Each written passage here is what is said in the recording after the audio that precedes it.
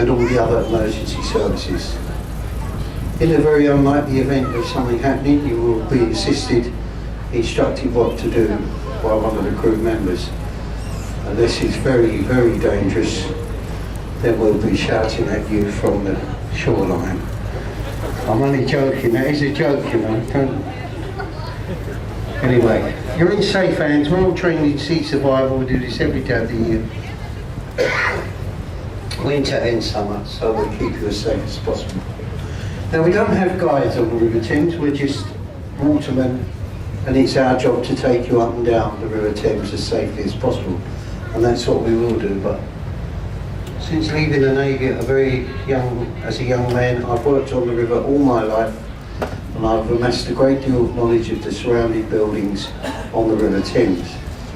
So now it's up to you. Would you like me to give a guided tour of the River Thames? Can you put your hands up, please? That's very conclusive. I'm afraid I can only speak 4 languages: English, Irish, Scottish, and a little bit of Australian. But I will speak very slowly and very clearly for those people who may not understand English that well, but I'll have a go anyway. The first thing I'd like to point out is just behind me, to your left. Beautiful Gothic style looking building over there behind the trees is Whitehall Court Mansions. Former home of the Liberal Party, one of our other political parties. But it isn't their home anymore. Oh, I've got a bloody telephone call now, hold on. Hello? Yeah?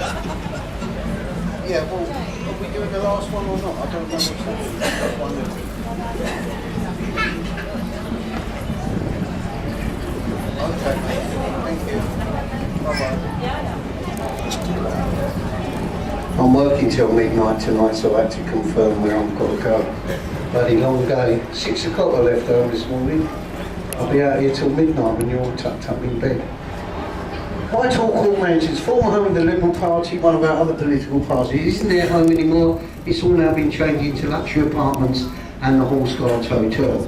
Oscar Wilde, Lloyd George, Sir Bernard Shaw and Dame Barbara Carlton all lived in there at different periods of their careers. The bridge we're going under now is the Charing Cross Railway Bridge, the busiest railway bridge on the River Thames. During the rush hour, a train goes over this bridge every 2 minutes. It's also the only bridge in London where you actually go under a railway system and over one at the same time. Because when we get directly underneath this bridge, 20 metres beneath the riverbed underneath us is the Bakerloo and Northern line of the London Underground. So we're going under a railway system and over one at the same time. And all you people sitting out in the open, if you feel any drips coming down from the bridge, what it is, the trains empty their toilets as they're going into the station. So you certainly know what that is.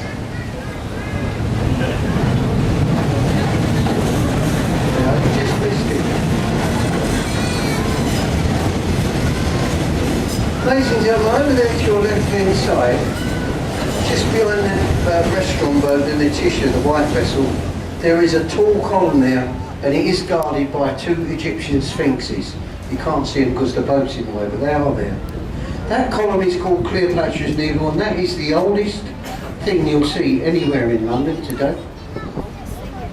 That column is 3,500 years old, and just think about this. When the Egyptian stonemasons in the deserts of Egypt was etching those hieroglyphics onto the side of that stone, the pharaohs was walking the earth in Egypt. That's how old it is. It was given to this country by a man called Muhammad Ali.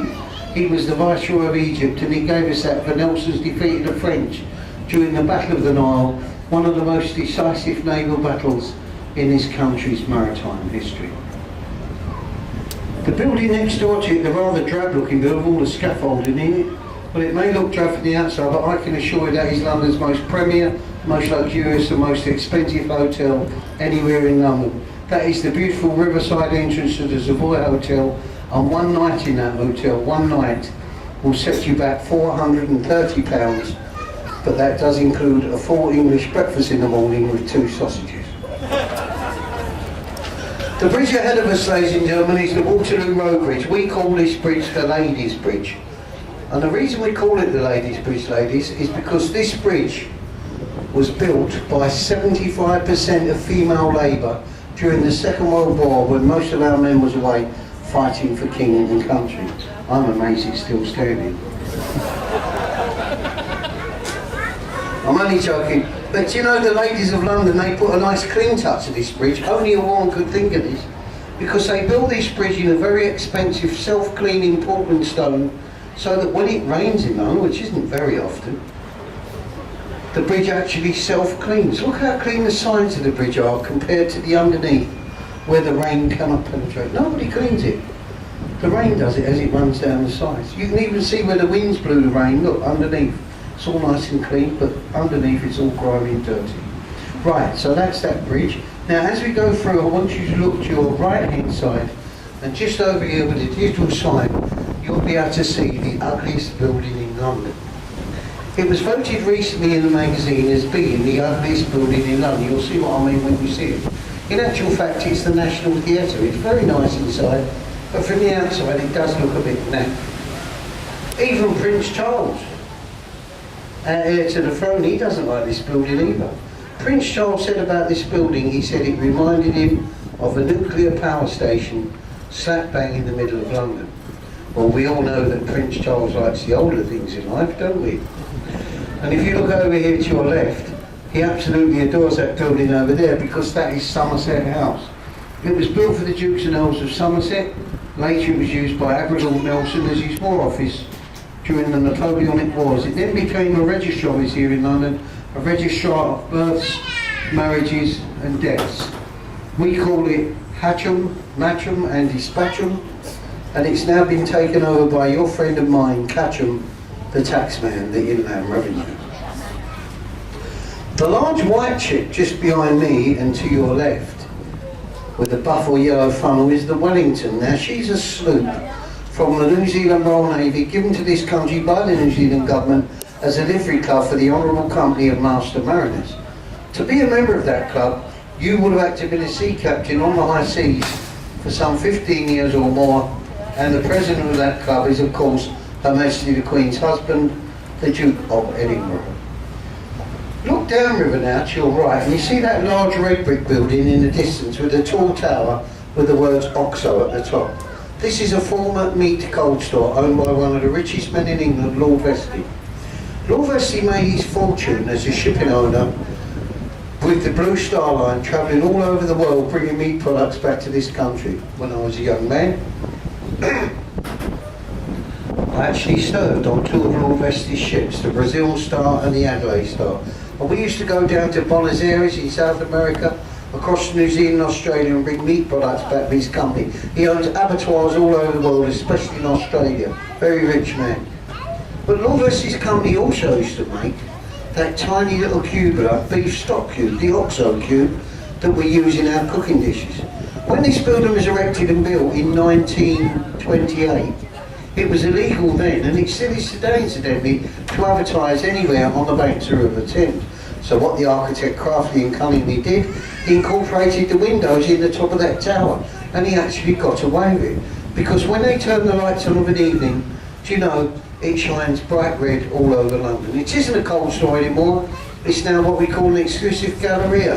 There's shops on the ground floor for the ladies, low-cost apartments in between, and right at the very, very top is the very, very exclusive Harvey Nichols restaurant here in London.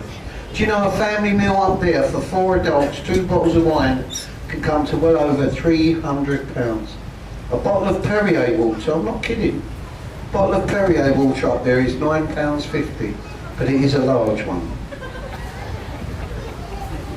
Dominating the skyline, ladies and gentlemen, to your left, just coming into view, is Sir Christopher Wren's masterpiece, St Paul's Cathedral. And this is the best view. You couldn't get this view if you were standing underneath it. This is the best view you get of Sir Christopher Wren's masterpiece. It took 35 years to build. It stands 3